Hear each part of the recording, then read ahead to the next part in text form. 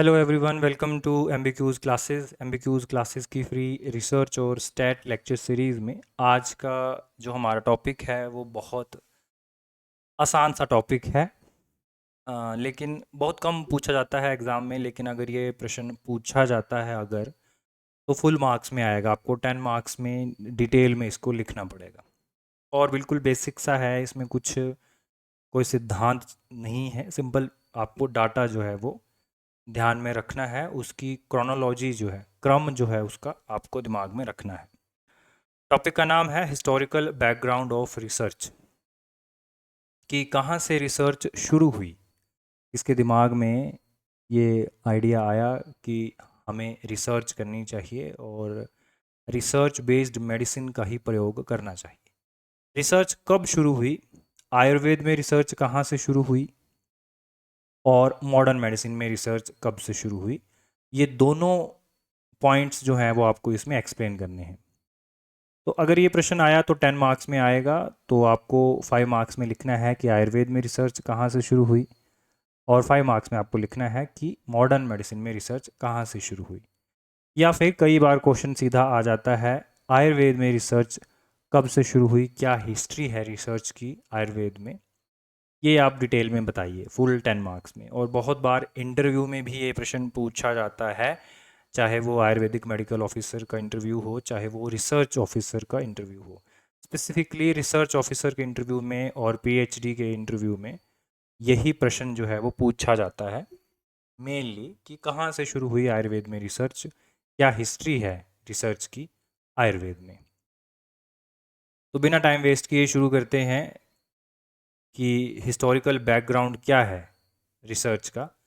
सबसे पहले शुरू करते हैं आयुर्वेद में, ठीक है। तो जैसा कि हम ये जानते हैं, इसको आपने, वही बात है, आपने सबसे पहले इसको समझना है अच्छे से, और उसके जो पॉइंट्स हैं उन पॉइंट्स की जो हेडिंग है वो आपने ध्यान में रखनी है। मेन मुद्दा वही होता है। आप अगर उसमें गप्पे लिखेंगे तो आपको मार्क्स नहीं मिलेंगे, ठीक है। तो सबसे पहला जो है इंट्रोडक्शन। तो क्या है कि research in Ayurveda has evolved over thousands years, ठीक है। अब 1000 का मतलब 1000 नहीं है, मतलब बहुत सारे साल, हज़ारों सालों से। थाउजेंड्स, मैंने 1000 के आगे एस भी लगाया हुआ है, हालांकि आपको पेपर में 1000 अंग्रेजी में ही लिखना है ना। Research in Ayurveda has evolved over 1000 years from empirical observation, है ना। ये बात आप बिल्कुल ध्यान से पढ़ोगे और समझोगे भी कि आयुर्वेद में ऐसा नहीं है कि कोई क्लिनिकल ट्रायल हुए हैं या कोई एक्सपेरिमेंटल ट्रायल हुए हैं, ऐसा नहीं है। आयुर्वेद वाली जो रिसर्च है वो ऑब्जर्वेशनल रिसर्च है। हम पढ़ बैठे हैं, ऑब्जर्वेशनल और एक्सपेरिमेंटल रिसर्च होती है, दो टाइप की मेन रिसर्च। तो आयुर्वेद की जो रिसर्च है वो ऑब्जर्वेशनल रिसर्च है, एम्पिरिकल ऑब्जर्वेशनल। मतलब आचार्यों ने बस देखा है बार बार बार बार एक औषधि का प्रयोग कर करके, तो उसके क्या लक्षण आते हैं, ये किसी व्याधि के क्या लक्षण आते हैं, उनको ऑब्जर्व कर करके फिर उसको लिख दिया है। तो है तो ये भी एक प्रकार की रिसर्च है, क्योंकि हम पढ़ बैठे हैं कि दो प्रकार की रिसर्च होती है, एक्सपेरिमेंटल और ऑब्जर्वेशनल। तो मेन मुद्दा यही है कि आयुर्वेद की जो भी रिसर्च है, जब से आयुर्वेद लिखा गया है तब से आयुर्वेद की जो रिसर्च है वो ऑब्जर्वेशनल टाइप की रिसर्च है। और उस ऑब्जर्वेशन के बेस पे फिर लॉजिकल रीजनिंग दी गई है ना, युक्ति का प्रयोग किया गया है ना। लॉजिकल रीजनिंग जो है वो ऑब्जर्वेशन के ऊपर दिया गया है ना। युक्ति प्रमाण, फिर एक्सपेरिमेंट्स, है ना। और डिफरेंट काइंड ऑफ प्रमाण हमने यूज़ किए हैं, चतुर्विध प्रमाण हमने यूज़ किए हैं। और ये प्रश्न भी हमने पढ़ा हुआ है 10 मार्क्स में कि हम प्रमाण जो हैं वो रिसर्च के टूल्स की तरह कैसे एक्सप्लेन कर सकते हैं। फिर उसके बाद क्या है कि जब आयुर्वेद लिखा गया है उस टाइम पे भी वैद्य जो थे वो क्लिनिकल प्रैक्टिस करते थे, है ना। तो क्लिनिकल ट्रायल, क्योंकि पेशेंट को दवाई देंगे फिर देखेंगे उसका उसके ऊपर क्या प्रभाव होगा, तो वो क्लिनिकल प्रैक्टिस और क्लिनिकल ट्रायल हो गया, ठीक है। और आज से, मतलब आज के युग से आप ऐसे मान लो कि 19वीं सदी के बाद से, जब से भारत सरकार, है ना, या जब से भारत आज़ाद हुआ, जब से भारत सरकार में आयुष डिपार्टमेंट था, तब से फिर रिसर्च आयुर्वेद में शुरू हो गई। और वो रिसर्च किस तरह से हुई, मॉडर्न साइंटिफिक पैरामीटर्स के अकॉर्डिंग हुई, है ना। आज भी जो भी आयुर्वेद पे रिसर्च होती है वो मॉडर्न साइंटिफिक पैरामीटर्स पे ही होती है। जो अमेरिका, जो नेशनल लाइब्रेरी ऑफ मेडिसिन है ना, NLM, इन्होंने जो बनाया है इमराद, हम उसी के आधार पर अब रिसर्च आर्टिकल और थीसिस लिखते हैं, है ना। तो हम अब आधुनिक जो भी प्रोटोकॉल हैं रिसर्च करने के, उसके बेसिस पे अब हम रिसर्च कर रहे हैं। तो हज़ारों सालों से आयुर्वेद में रिसर्च शुरू हुई, जब से लिखा गया है आयुर्वेद, तब तब जो थी वो ऑब्जर्वेशनल टाइप की रिसर्च थी, एम्पिरिकल ऑब्जर्वेशनल और युक्ति प्रमाण यानी लॉजिकल रीजनिंग के आधार पर रिसर्च होती थी। और उसके बाद आज के युग में क्लिनिकल प्रैक्टिसेस, क्लिनिकल ट्रायल हैं और मॉडर्न साइंटिफिक इन्वेस्टिगेशन का प्रयोग करके हम रिसर्च कर रहे हैं। ठीक है, बिल्कुल सिंपल सी बात है। तो ये तो हो गया, हमने पूरी बात को 2 लाइनों में बोल दिया कि भाई तब भी रिसर्च हो रही थी और अब जो है वो आज के युग के हिसाब से हम रिसर्च कर रहे हैं। ठीक है, दोनों बातें क्लियर होगी। अब जो हमारा मेन टॉपिक है उसको हम लिखेंगे पूरा बड़ा बना के, एक्सप्लेन करेंगे। हमारा मेन मकसद है कि हम एग्जामिनर को ये बताएं कि हमें आता है ना। The historical development can be divided into mainly 5 faces. तो जब से आयुर्वेद शुरू हुआ तब से लेकर आज तक क्या क्या डेवलपमेंट, क्या क्या विकास हुआ रिसर्च में, आयुर्वेद में रिसर्च में, उसको हम 5 फेज़ों में समझेंगे। कौन कौन सा फेज़ है? पहला है वैदिक पीरियड, जिसमें वेद लिखे गए। फिर आता है क्लासिकल पीरियड, है ना, जिसमें आयुर्वेद के मेन ग्रंथ जो हैं वो लिखे गए, है ना। वैदिक पीरियड में वेद लिखे गए, बाकी वेद लिखे गए, है ना, ऋग्वेद, सामवेद, यजुर्वेद, अथर्ववेद, वो 4 वेद जो हैं, वेद और उपनिषद लिखे गए। उसके बाद जो क्लासिकल पीरियड है उसमें वेद लिखे गए। ठीक है, वेद मतलब उसमें फिर आयुर्वेद वाले वेद लिखे गए। उसके बाद आता है फिर हमारे पास मिडीवियल पीरियड। मिडीवियल पीरियड में फिर और संहिताएं आई, हम इसको डिटेल में पढ़ेंगे। जैसे क्लासिकल पीरियड में हमारी बृहत्त्रयी आई, चरक संहिता, सुश्रुत संहिता, अष्टांग संग्रह। और मिडीवियल पीरियड में फिर बाकी जो अदर माइनर संहिताज हैं, शारंगधर संहिता, माधव निदान, रस रत्न समुच्चय, वो सारी संहिताएं हैं। कॉलोनियल पीरियड, कॉलोनियल पीरियड देखो, ये जब तक हमें आज़ादी मिली, है ना, जब जब अंग्रेज आए और जब तक हमें आज़ादी मिली, इन 150 सालों में, है ना, अंग्रेजों ने 150 सालों तक 150-200 साल हमारे भारत पर कब्जा किया। तो इस टाइम पे आयुर्वेद का थोड़ा पतन हुआ, है ना, क्योंकि अंग्रेज आए तो उन्होंने आयुर्वेद को ख़त्म करना शुरू किया। और इसी युग में जो है वो अंग्रेजी दवाइयाँ जो हैं वो उत्पन्न हुई, जिससे आयुर्वेद थोड़ा सा कम हो गया। और उसके बाद आता है फिर हमारे पास पोस्ट इंडिपेंडेंट पीरियड, यानी कि 1947 से लेकर अब तक। तो इसमें क्या क्या आयुर्वेद में डेवलपमेंट हुई, रिसर्च में क्या क्या डेवलपमेंट हुई, this is very important topic. Himachal Pradesh और हरियाणा राज्य के जो आयुर्वेदिक मेडिकल ऑफिसर का पेपर होता है उसमें ये वेरी वेरी इंपॉर्टेंट टॉपिक है। Write down the post independent development in the field of Ayurveda. ठीक है, तो 1947 से लेकर आज तक आयुर्वेद की फील्ड में क्या डेवलपमेंट हुई। बहरहाल हम इन सारी पॉइंट्स को, इन 5 ही हेडिंग्स के आधार पे हम इसको डिस्कस करेंगे। याद रखने के लिए आप इसमें कर सकते हो VCM CP, है ना, कुछ छोटी मोटी ट्रिक्स बना सकते हैं, अदरवाइज आपको ये वैसे भी समझ में आ जाएगा, है ना। डेट्स आपको बिल्कुल याद रखने की ज़रूरत नहीं है, मेन मेन आपने याद रखनी है। सबसे पहले हम बात करते हैं वैदिक पीरियड, है ना। तो वेद जो थे वो 1500 से 500 BCE, है ना, उस काल में थे। तो वैदिक पीरियड में आयुर्वेद नहीं था, है ना, आयुर्वेद बाद में आया। लेकिन वेदों में भी चिकित्सा का वर्णन किया गया है, तो वो भी हमारे आयुर्वेद के ही अंतर्गत आएगा, क्योंकि आयुर्वेद जो है वो भी अथर्ववेद का उपवेद माना जाता है। कुछ लोग जो हैं वो आयुर्वेद को ऋग्वेद का भी उपवेद मानते हैं। अब वो इसलिए मानते हैं क्योंकि ऋग्वेद में भी बहुत सारी औषधियों का वर्णन है। वैदिक पीरियड में हम मेन 2 वेदों की बात करते हैं। सबसे पहले that is Rigveda and Atharvaveda. Atharvaveda जो है उसमें कितना है, लगभग 289 औषध द्रव्यों का वर्णन है। ठीक है, 289 औषध द्रव्यों का वर्णन है, मतलब वहां से आयुर्वेद जो है वेदों से ही शुरू हो चुका है। ठीक है, और उन द्रव्यों की जो है वो बिल्कुल स्टार्टिंग में क्लासिफिकेशन की गई थी, जिनको शापथ्य द्रव्य कहते थे और वारुण्य, ठीक है, द्रव्य कहते थे। या व्याधियों की भी वहाँ पे जो थी वो डिवीज़न थी। शापथ्य मतलब, है ना, श्राप से जो मिलने वाली व्याधियाँ होती हैं, और वारुण्य, है ना, जो जनरली दोषों के प्रकोप से होने वाली व्याधियाँ होती हैं। और उसी के आधार पर, व्याधियों के आधार पर द्रव्यों का भी वर्णन जो है वो हमें कहाँ मिलता है? अथर्ववेद में। ठीक है, तो ये बात इंपॉर्टेंट है। ऋग्वेद में मेन कंसेप्ट, इसीलिए ऋग्वेद को आयुर्वेद के साथ जोड़ा जाता है क्योंकि उसमें त्रिदोष कंसेप्ट आ गया था, त्रिधातु कंसेप्ट ऋग्वेद में उसका वर्णन है। ठीक है, तो उस समय से ही हम ये मान सकते हैं कि रिसर्च जो है वो शुरू होगी, क्योंकि ऐसे तो नहीं वेदों में लिखा गया होगा कि आप इन 289 औषध द्रव्यों का प्रयोग करो, है ना। वहाँ पे त्रिदोष का कंसेप्ट आया है, तो बहुत सारे ऋषि मुनियों ने, आचार्यों ने ऑब्जर्वेशन करी होगी, है ना। तो research characteristics during this period क्या होगा?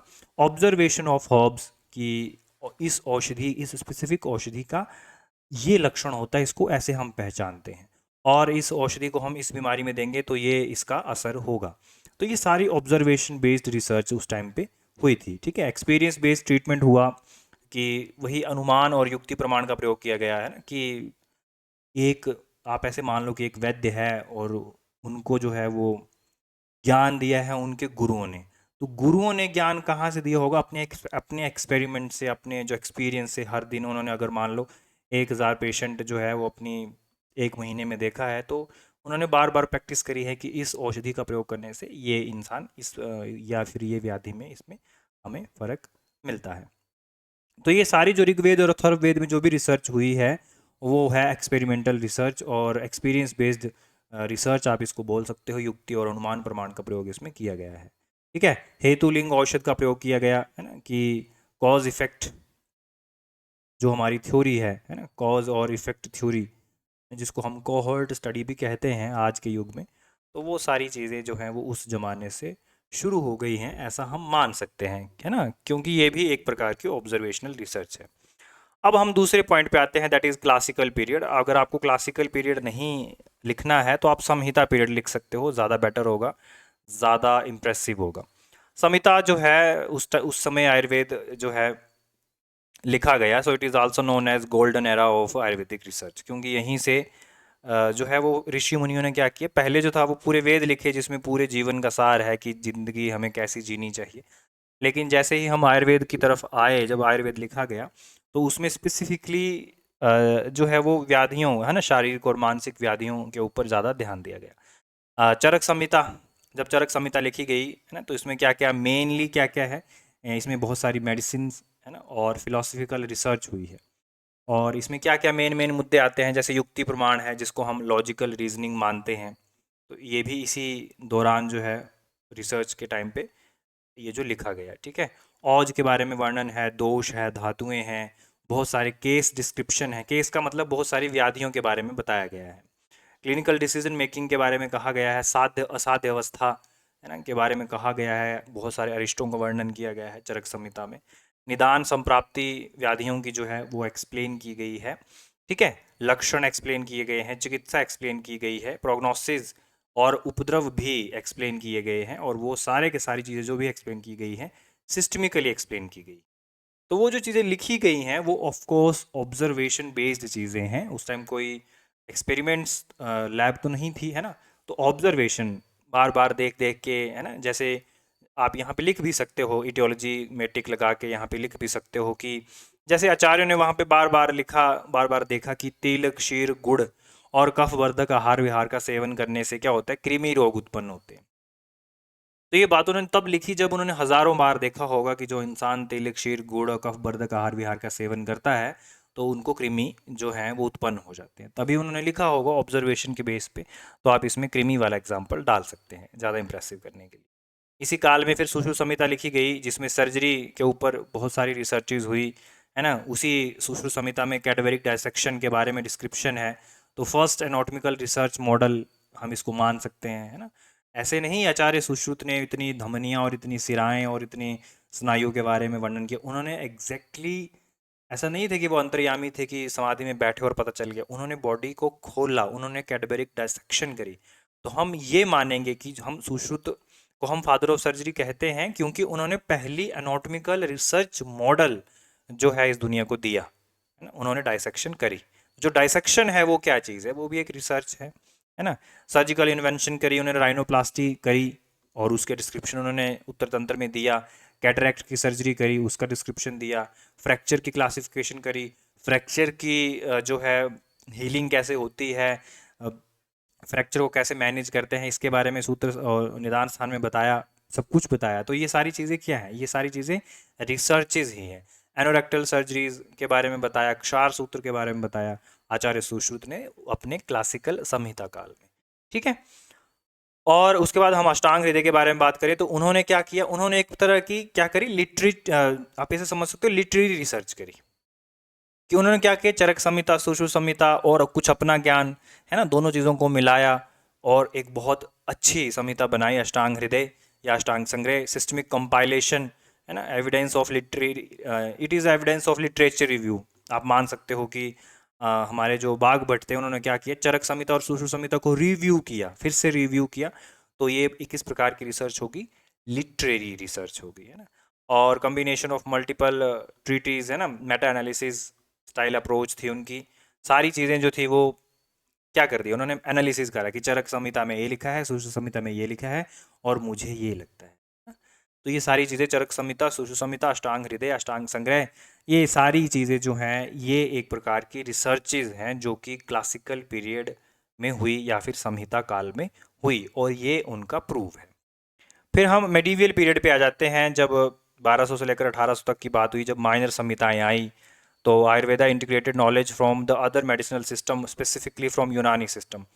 इस सदी में 1200 के बाद जो है वो आयुर्वेद के साथ साथ आयुर्वेद से ही, है ना, मतलब उनका जो मेन कंसेप्ट था वो आयुर्वेद से ही आया।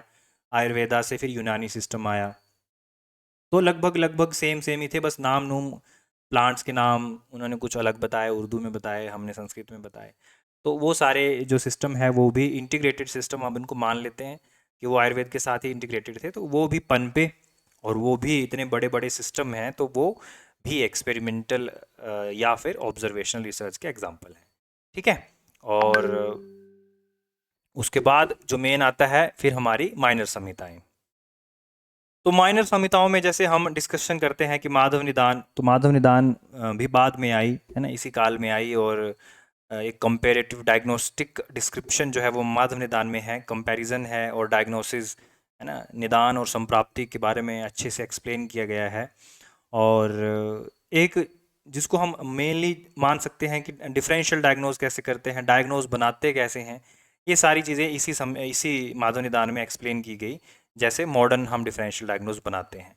तो ये भी एक प्रकार की रिसर्च हुई है आयुर्वेद में। उसके बाद रस शास्त्र की बात करें तो रस शास्त्र जब आया आयुर्वेद के साथ जुड़ा, तो रस शास्त्र में तो बिल्कुल अलग दुनिया शुरू हो गई हर्ब्स के साथ, क्योंकि इससे पहले हर्ब्स ही थी और मिनरल का कम से कम प्रयोग था, मिनिमम प्रयोग था। लेकिन रस शास्त्र के उत्पत्ति से या रस शास्त्र के ओरिजिन के बाद मिनरल और हर्बो मिनरल ड्रग्स जो है वो बनाई गई, जो ज़्यादा इफ़ेक्टिव जो है वो सिद्ध हुई। तो वो ज़्यादा साइंटिफिक जो है वो रिसर्चेज हम उनको मानेंगे। और जब तक रस शास्त्र आया तब तक ऑब्जर्वेशनल रिसर्च के अलावा एक्सपेरिमेंटल रिसर्च की भी जो है वो दौर आ गया, है ना। बहुत सारे आपने शोधन और मारण रस शास्त्र में करे होंगे, तो वो सारे एक्सपेरिमेंट हैं, आप अपनी प्रैक्टिकल नोटबुक में लिखते होंगे, वो सारे एक्सपेरिमेंट हैं। तो यहाँ से एक्सपेरिमेंटल रिसर्च भी शुरू होगी। और इसके अलावा स्टैंडर्डाइजेशन और स्टैंडर्डाइज्ड हीटिंग टेम्परेचर, उसके लिए पुट, है ना, पुट का वर्णन किया गया है। और प्यूरिफिकेशन प्रोसेस जितने भी शोधन वाले हैं, मारण वाले हैं, तो ये सारी फार्मास्यूटिक्स जो है वो ऐड की गई है आयुर्वेद में, और ये भी बहुत पहले से शुरू हो गया। फिर शारंगधर संहिता जब आई तो उसमें लगभग मात्रा के ऊपर ज़्यादा ध्यान दिया गया, डोज की कितनी डोज होनी चाहिए, तो डोज के ऊपर भी ध्यान दिया गया, ये भी एक प्रकार की रिसर्च है। एक्सट्रैक्शन मेथड, है ना, फिर भी अगेन फार्मास्यूटिकल ट्रायल्स की आप औषधियों से सोरस या बाकी चीज़ें आप निकालोगे कैसे, आप जो एक्टिव इंग्रेडिएंट है आप ड्रग से निकालोगे कैसे। उसके बाद भाप्रकाश निघंटु आए, जिसमें भाप्रकाश निघंटु की खास बात यह है कि उसमें नए नए द्रव्यों के बारे में वर्णन आया, क्योंकि जब तक भाप्रकाश का समय आया तब तक बाकी जो संहिताओं में जो भी ड्रग एक्सप्लेन किए गए थे उनमें से बहुत सारे नहीं मिलने लगे। तो फिर भाप्रकाश में बताया गया कि नए द्रव्य और उनके गुण कर्म क्या हैं, और जो पुराने द्रव्य हैं उनके प्रतिनिधि द्रव्य क्या हो सकते हैं, क्योंकि अब तो वो नहीं मिलते, जैसे जीवक, ऋष्वक, जीवंती, ये सब चीज़ें नहीं मिलती। तो उसकी जगह पे अब क्या लिया जा सकता है, तो सब्स्टिट्यूट्स के बारे में भी बताया। तो वो कैसे बताया, ऐसे थोड़ी बता दिया, वो तो बार बार रिसर्च करके, एक्सपेरिमेंट करके, ऑब्जर्व करके बताया गया। तो वो भी रिसर्च ही थी और उसको फिर अप्लाई किया गया तो ये अप्लाइड रिसर्च का ही एक एग्जाम्पल है। ठीक है, तो मतलब आप ये बात समझ रहे हो कि कब से शुरू हुआ है आयुर्वेद और तब से रिसर्च ही शुरू हुई है। तो रिसर्च का भी जो इतिहास है वो आयुर्वेद पॉइंट ऑफ व्यू से बहुत पुराना है, ये बात आपने ध्यान रखनी है। फिर कॉलोनियल पीरियड आया, जब अंग्रेज आए और अंग्रेजों ने हमें तबाह कर दिया, है ना, अंग्रेजों ने हमें भी तबाह किया, अंग्रेजों ने आयुर्वेद को भी तबाह कर दिया। 1947 तक Ayurveda experience a decline due to introduction and promotion of western medicine. तो वेस्टर्न मेडिसिन तो 18वीं सदी के बाद की ही बात है, आयुर्वेद तो बहुत सालों पुराना है। हाउ एवर सेवरल स्कॉलर्स जो भी आयुर्वेद के हितैषी थे, उन्होंने आयुर्वेदिक नॉलेज को जो है वो प्रिजर्व रखा, बार बार बुक्स अपनी पब्लिश करी और बच्चों को पढ़ाया, टीचिंग से और इंस्टीट्यूशनल एफर्ट से आयुर्वेद को ज़िंदा रखा इस कॉलोनियल पीरियड में। ठीक है, हालांकि अंग्रेज़ों ने बहुत कुछ तबाह कर दिए, लेकिन फिर भी बहुत सारे ऐसे महान आयुर्वेद के रिसर्च स्कॉलर थे, आप या गुरु उनको कह सकते हैं, वैद्य कह सकते हैं, जिन्होंने गुरु शिष्य परंपरा से ही और आयुर्वेद के जो बुक्स उस टाइम पे लिखी गई थी उनको और पब्लिश कर करके और उनको प्रिजर्व कर करके आयुर्वेद को बचाया। और जब 19वीं सदी के बाद की बात आई, तब अर्ली साइंटिफिक इवेल्युएशन, है ना, एवोल्यूशन जो है वो आयुर्वेद में यहाँ से शुरू हो गई थी, क्योंकि हम जानते हैं कि 19वीं सदी के बाद जो था वो साइंस ने ज़्यादा अपनी पकड़ बना ली और फिर आयुर्वेद को भी साइंस के पैरामीटर्स के साथ जोड़ना और उन्हीं पैरामीटर्स के हिसाब से कंपेयर करना शुरू कर दिया इसी कॉलोनियल पीरियड में। फिर अब हम आते हैं कि आज़ादी के बाद आयुर्वेद में क्या क्या जो है वो रिसर्चेज हुई। तो जैसे ही आज़ादी हमें मिली तो गवर्नमेंट ऑफ इंडिया ने आयुर्वेद को साइंटिफिकली रिसर्च करना प्रमोट कर दिया। कैसे किया? डेडिकेशनल वे से बहुत सारे इंस्टीट्यूट्स जो हैं वो आयुर्वेद के शुरू किए, बनारस हिंदू यूनिवर्सिटी और बहुत सारे स्टेट के कॉलेजेस शुरू करे, है ना, आज़ादी के बाद, और आयुर्वेद को बढ़ावा देना शुरू किया, डिपार्टमेंट ऑफ आयुर्वेद बनाया गया, है ना। और रिसर्च के ऊपर जो बहुत ज़्यादा ध्यान दिया गया, स्पेसिफिकली जो रिसर्च है वो ड्रग्स के ऊपर ज़्यादा बढ़ाई गई कि ड्रग्स के ऊपर रिसर्च करो, ये जो दवाइयाँ बनी हैं ये देखो कि इस विधि से बनाई जाती हैं और जो भी विधियाँ हैं शोधन मारण की, क्या वो सेफ़ हैं कि नहीं हैं। क्लिनिकल ट्रायल आज़ादी के बाद से शुरू हो गया, टॉक्सिकोलॉजी ट्रायल शुरू हो गए, ठीक है, मेडिसिनल प्लांट के ऊपर स्टडीज़ शुरू होगी, एविडेंस बेस्ड मेडिसिन और उनकी वैलिडेशन जो है वो शुरू होगी, जितनी भी आयुर्वेदिक थेरेपीज़ हैं उनके ऊपर रिसर्च शुरू होगी। तो आज़ादी के बाद फिर आयुर्वेद के कॉलेजेस बनना शुरू हो गए, और जब कॉलेजेस बनना शुरू हो गए तो जैसे मॉडर्न के कॉलेजेस थे कि जो भी एमडी करेगा उसको आयुर्वेद के ऊपर रिसर्च करनी पड़ेगी, आयुर्वेद रिसर्च स्कॉलर्स के अलावा जो भी एमडी करेगा उसको भी आयुर्वेद की रिसर्च करनी पड़ेगी, तो वो कंपलसरी होगी, जिससे आयुर्वेद को बहुत ज़्यादा बढ़ावा मिला।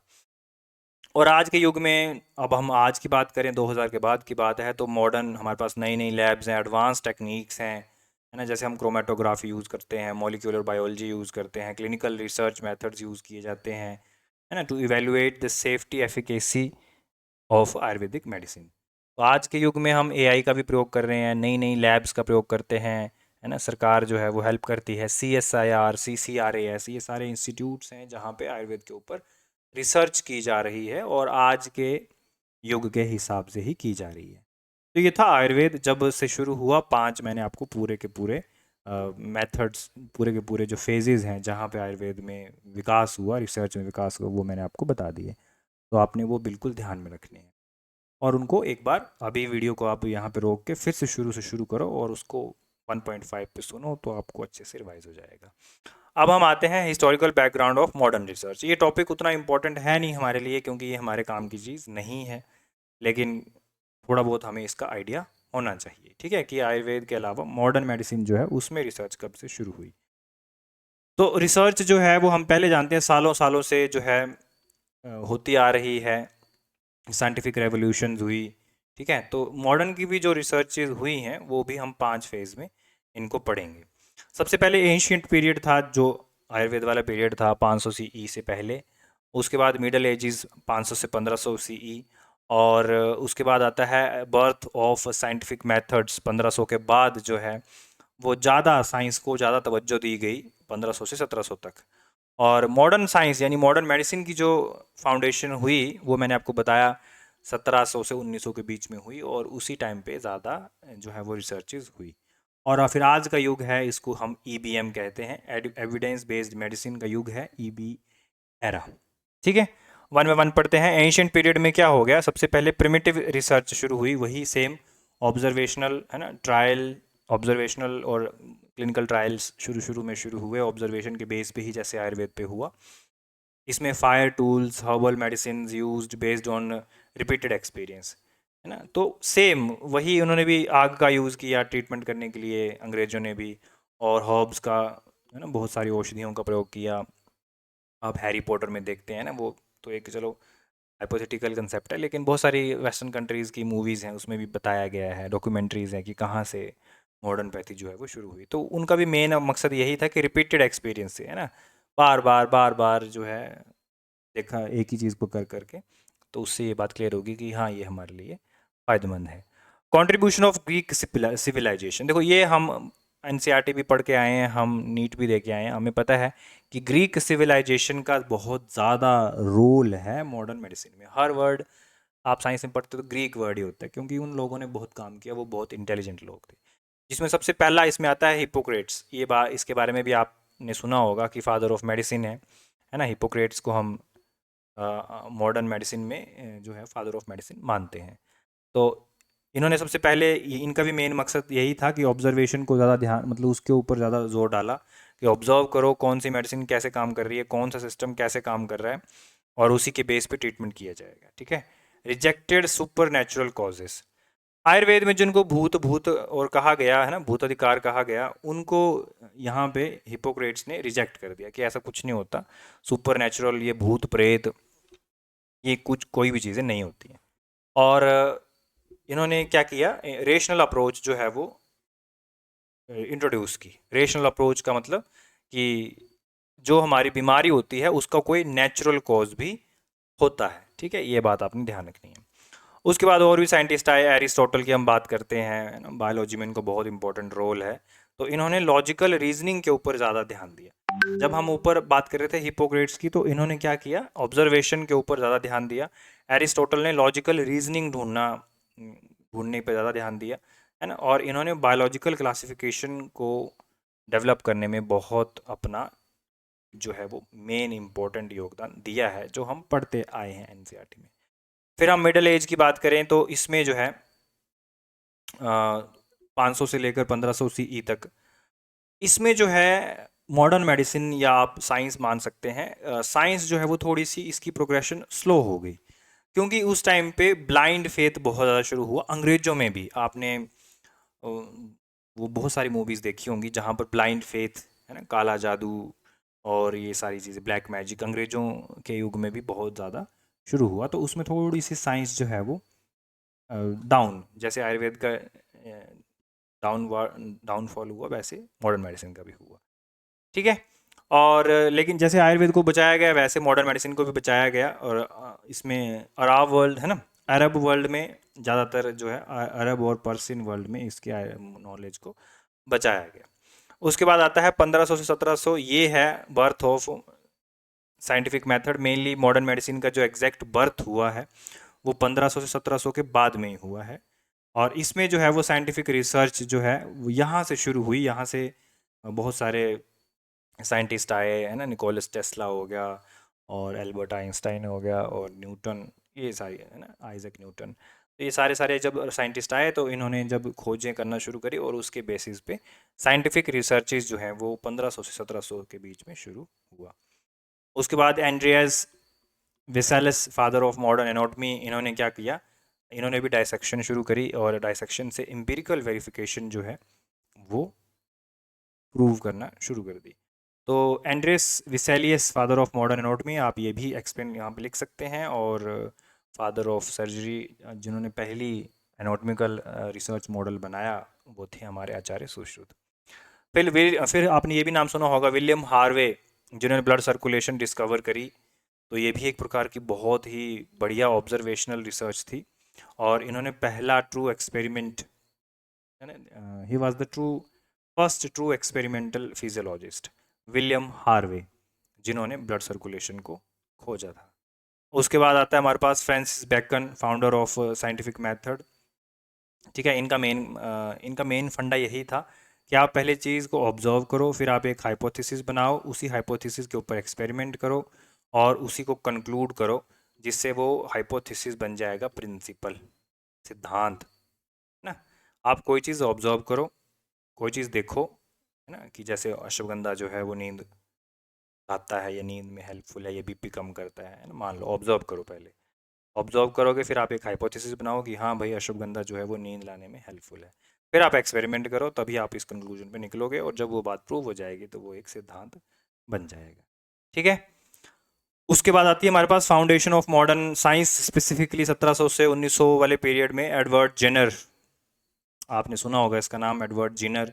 इन्होंने वैक्सीन डेवलप करी जिससे पब्लिक हेल्थ, आप ऐसे मान सकते हो कि पब्लिक हेल्थ जो है, बड़ी बड़ी बीमारियां फैली 1700 से 1900 के बीच में, बहुत सारे लोग द्वितीय विश्व युद्ध में मारे गए, और उसी टाइम आवश्यकता ही आविष्कार की जननी है, जब ज़रूरत पड़ी तभी खोज की गई। उस टाइम पे बहुत सारी बीमारियां फैली और उसी टाइम डेवलप की गई वैक्सीन। वायरस ने बहुत आतंक मचाया उस ज़माने में, और तब डेवलप करी वैक्सीन। तो ये एक एग्जाम्पल है पब्लिक हेल्थ रिसर्च का।